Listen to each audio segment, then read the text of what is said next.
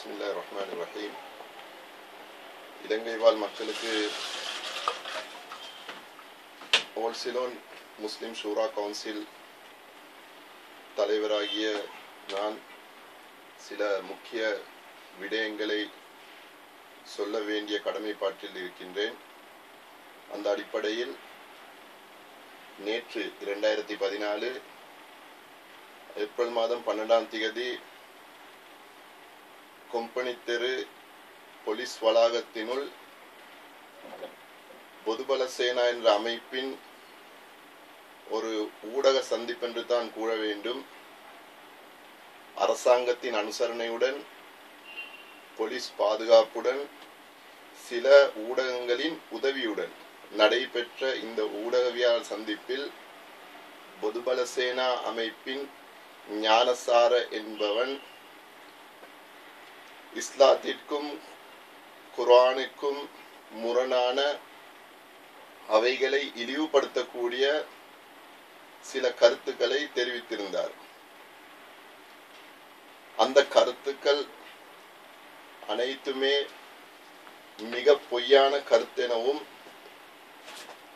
அப்படி அவர் தெரிவித்த கருத்தில் எந்த விடயமும் சைக்கினை மூலமாவது குர்ஆனில் சொல்லப்படவில்லை என்பதையும் நாம் உறுதியுடன் கூறுகிறோம்.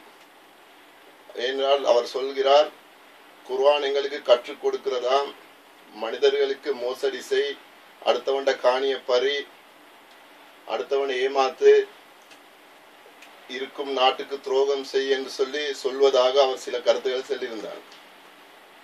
அப்படி ஏதாவது ஒரு கருத்து குர்ஆனில் சைக்கினை மூலமாவது இருப்பதாக அவன் எங்களுக்கு காட்டினால் நாங்கள் அவருக்கு 1 கோடி ரூபாய் சன்மானமாக கொடுப்பதற்கு தயாராக இருக்கிறோம்.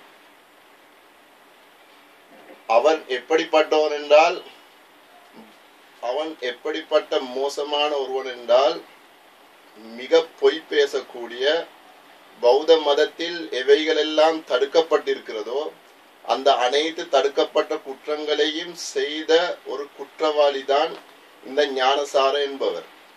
அதில் முக்கியமாக நான் முஸ்லிம்களிடத்தில் ஒரு விடயத்தை சொல்லிக்கொள்ள விரும்புகிறேன். இந்த நாங்க பேசிக்கொண்டு இருக்கிற நேரத்துல கூட இந்த ஞானசாரவை ஞானசார தேரோ என்று கூட கூப்பிட வேண்டாம். நீங்க உங்களோட வழக்கத்துல கூட பேசி அவருடைய பேரை தேரோன்னு சொல்ல வேணாம். அப்படி சொல்வதானது நாங்க குற்றவாளி ஆகுவோம் அல்லா இடத்தில். எப்படிப்பட்ட குற்றம் என்றால், அது ஒரு பொய்யான சாட்சி, அவருக்கு ஒரு பொய்யான சர்டிபிகேட். ஏண்டா அவர் ஒரு தேரரே இல்லை. ஏண்டா மத குரு என்பவர், தேரர் என்பவர் இவருடைய குணத்திலும் இவருடைய தன்மையிலும் இவருடைய கருத்திலும் இவருடைய செயல்பாட்டிலும் முற்றிலும் நேர் மாற்றமானவராகத்தான் இருக்கிறார். ஆனால் இவரோ தேரோ என்ற பெயரை வைத்துக்கொண்டு சில அரசியல் லாபங்களுக்காக வேண்டி, சில பணத்துக்காக வேண்டி ஒரு கான்ட்ராக்ட் செய்யக்கூடியவராகவே நாம் இவரை கருதுகிறோம். அடுத்த விஷயம், நாங்க பொதுபல சேனாவுக்கு மிக பொறுப்புடன் கூற விரும்புகிறோம். நீங்கள் எங்களை கருத்துக்கள் மூலம், பேச்சுக்கள் மூலம் நோவடித்தால் நாங்களும் உங்களை கருத்துக்கள் மூலம், பேச்சுக்கள் மூலம், வார்த்தையின் மூலம் நோவடிப்போம். நீங்கள் தடியால் எங்களை அடித்தால் நாங்களும் உங்களை தடியால் அடிப்போம். நீங்கள் ஒவ்வொரு விடயத்தையும், முஸ்லிம்களையும் இஸ்லாத்தை நோவடிக்கக்கூடிய விடயங்களை கூறிவிட்டு நீங்க அரசு ஊடகங்களுக்கு சொல்றது என்னது, நாங்க யாரும் முஸ்லிம்களோட சண்டை பிடிக்க வரல, நாங்க முஸ்லிம் சகோதரர்களோட விரோதிகள் அல்லன்னு சொல்லி, உங்களோட பேச்சுக்கும் உங்களோட செயலுக்கும் நேர் மாற்றமான நிறைய வித்தியாசங்கள் இருக்கு. சண்டை மூட்டக்கூடிய, பிரச்சனையை உண்டு பண்ணக்கூடிய எல்லா கருத்துக்களையும் தெரிவித்து விட்டு நாங்கள் நாட்டில் நல்லவர்கள், நாங்கள் சமாதானத்தை உண்டு பண்ணக்கூடியவர்கள் என்று சொல்றாங்க. அதனால அவருடைய எந்த கருத்தையும் நாம் ஏற்றுக்கொள்ள மாட்டோம். நாங்கள் அதை செவிமடுக்க மாட்டோம். அது அனைத்தும் பொய்யானது என்றதை நாங்கள் மிக திட்ட தெளிவாக இந்த நாட்டு மக்களுக்கு சொல்லிக்கொள்ள விரும்புகிறோம். அடுத்த விஷயம், இவ்வளவு பெரிய குற்றங்கள் நடந்தும் எங்களுக்கு தெரியும் இது பூர்ண அரசாங்கத்துடைய அனுசரணையோடு இந்த விடயங்கள் நடக்கிறது. அதே மாதிரி போலீஸ் பாதுகாப்போடு தான் இவருடைய எல்லா செயல்களும் நடக்கிறது. மூன்றாவது ஊடகங்களோட அனுசரணையோட. ஏன் அதை நாங்க சொல்றோம்னு சொன்னா, சில ஊடகங்கள் நாட்டில், நமது நாட்டில் அது போன்று உலகத்தில் எத்தனையோ முக்கியமான விடயங்கள் நடந்த போதிலும் அத முதன்மை செய்தியாக ஃபெஸ்ட் நியூஸாக அதை போடாம ஒரு இஸ்லாத்த முஸ்லிம்களை சிறுபான்மையினரை நோவடிக்கிற விடயத்தை யாராவது பொதுபல சேனா போன்றோர் அறிவித்து விட்டால் அதைத்தான் முதன்மை செய்தியாக கூறுகிறார்கள். அதே இடத்துல அவர்களுக்கு எதிர்ப்பா, அவர்கள் தெரிவிக்கிற இந்த பொய்யான கருத்துகளுக்கு எதிர்ப்பா நாங்க எதுவும் கருத்து தெரிவிச்சா அதை வெளியிடுறதுக்கும் அவர்கள் தயார் இல்லை.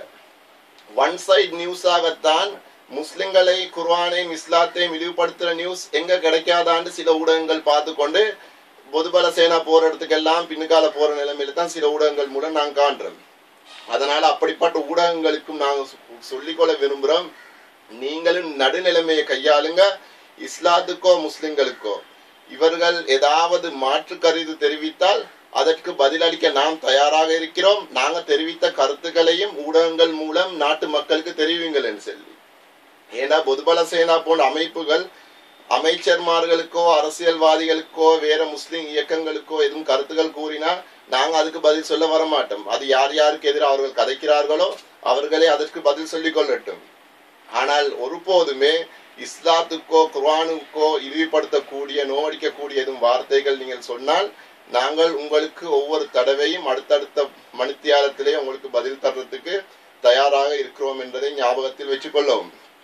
அடுத்தது, மாண்புமிகு ஜனாதிபதி அவர்களிடம் நாங்க கேட்டுக்கொள்ள விரும்புற என்னன்னு சொன்னா, ஒவ்வொரு தேர்தலுக்கு பின்னாலும் நீங்கள் கடைசியா நடந்த மாகாண சபை தேர்தலுக்கு பிறகும் சிலரிடம் சொல்லி கவலைப்பட்டு இருந்தீர்கள், முஸ்லிம்கள் எங்களுக்கு ஓட் பண்றாங்க இல்லைன்னு சொல்லி. உண்மையாவே அது திட்ட தெளிவாக எல்லோருக்கும் விளங்கக்கூடிய விஷயம்தான். உண்மைக்கு நாங்க அதை மறுக்கல்ல. 75-80% முஸ்லிம்கள் இந்த அரசாங்கத்தை விரும்புகிறார்கள் இல்லை. அதுக்கு நிறைய காரணங்கள் இருக்கிறது. என்றால் முஸ்லிம்கள் என்பவர்கள் எப்பயுமே நாட்டுக்கு துரோகம் செய்தவர்கள் அல்ல. இலங்கையில வாழ முஸ்லிம்களும் தான், வெளிநாட்டுல இருக்கிற முஸ்லிம்களும் தான். உங்களுக்கு தெரியும், கடைசியா நடந்த ஜெனீவா ஓட்ஸ் நேரம் கூட இந்தியா போன்ற வல்லரசு நாடுகள் கூட இலங்கைக்கு வாக்களிக்க பயப்பட்டுச்சு.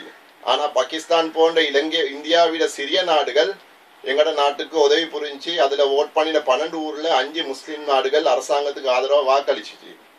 வெளிநாட்டுல இருக்கிற முஸ்லிம்களும் அடுத்தவர்கள் உதவி செய்யக்கூடியவர்கள் தான். எங்கட இலங்கையில வாழக்கூடிய முஸ்லிம்களும் எல்லா கட்டத்திலையும் அரசாங்கத்துக்கும் நாட்டிற்கும் எல்லா விதத்திலையும் உதவி புரிந்த சரித்திரம் மட்டுமே இருக்கிறதே தவிர நாட்டிற்கோ அரசாங்கத்திற்கோ எந்த நோவினையும் செய்ததாக, எந்த துரோகமும் செய்ததாக எந்த சரித்திரமோ எந்த டாக்குமெண்ட்ஸோ இதுவரையில இல்லை. அதனால ஜனாதிபதி அவர்களுக்கு செல்றோம், எங்களுக்கு விளங்குது உங்களோட கொள்கை எப்படி இருக்குதுன்னு சொன்னா, நீங்க இப்ப முஸ்லிம்களை எதிர்க்கக்கூடியவங்களை உங்களுக்கு கீழே வச்சு கொண்டு இருக்கிற மாதிரி தான் இருக்கிறீங்க. இவ்வளவு பெரிய அநியாயங்கள் முஸ்லிம்களுக்கு எதிராக நடந்தும் அவர்களை தண்டிக்கிறதுக்கு நீங்க ஒரு வார்த்தை சொல்றீங்க இல்ல. நீங்க எதை விரும்புறீங்கன்னு சொன்னா, நீங்க ஒரு குழந்தைய கிள்ளையும் ஓணும், அந்த குழந்தை அழுவையும் கூடாது என்ற கொள்கையில தான் நீங்க இருக்கிறீங்க. இன்னும் கூற விளக்கமா சொல்லணும் வேண்டா, கிள்ளப்பட்ட குழந்தை உங்களே முத்தமிடணும் என்னும் விரும்புறீங்க. இது சாத்தியம் இல்லாத விஷயம். அதனால நாங்க மிக தயவாக கேட்டுக்கொள்றது, ஜனாதிபதி அவங்கக்கிட்ட இப்படி ஒரு சில கூட்டத்துக்கிட்ட திருப்திக்காக ஒரு இனத்தையே இழிவுபடுத்தக்கூடிய இந்த செயல்களை வரவேற்காது இவர்களுக்கு தகுந்த தண்டனைகளை கொடுத்து இந்த விடயங்களை உடனடியாக நிறுத்தி கொள்ளும்படியும், அடுத்தது நான் முஸ்லிம் அமைச்சர்மார்கள் கிட்ட விசேஷமா கேட்டுக்கொள்றது என்னன்னு சொன்னா, உங்களோட அரசியல் விஷயங்களுக்காக வேண்டி, உங்களோட அரசியல் பிரபல்யத்துக்காக வேண்டி உலமாக்களை, கண்ணியமான உலமாக்களை பாவிச்சு அதுல எங்களை மார்க்கத்துக்கு கெட்ட பேரை கேட்டு தர வேண்டாம், அவர்கள் அப்படியான நிகழ்ச்சிகள்ல கலந்து கொள்ள அழைக்கவும் வேண்டாம் என்று கேட்டுக்கொள்றதோடு, இதற்கு பின்னாலும் அனைத்து இலங்கை முஸ்லிம்களும் தன்னுடைய இயக்க ரீதியாக தன்னுடைய வேற வேற விடயங்கள் மூலமாக கருத்து வேறுபாடுகள் இருந்தாலும் பொதுபல சேனாவை எதிர்க்கும் விடயத்தில் எல்லோரும் ஒன்றிணைந்து ஒன்றுபட்டு முன்னால் வரக்கூடிய எதிர்காலங்களில் இவர்களுக்கு பதிலடி கொடுத்து இவர்களை அடக்குவதற்குரிய விடயங்களை கையெடுக்குமாறு அனைத்து முஸ்லிம் சார்பாக கேட்டுக்கொண்டு எனது உரையை முடித்துக் கொள்கிறேன். வஸ்ஸலாம்.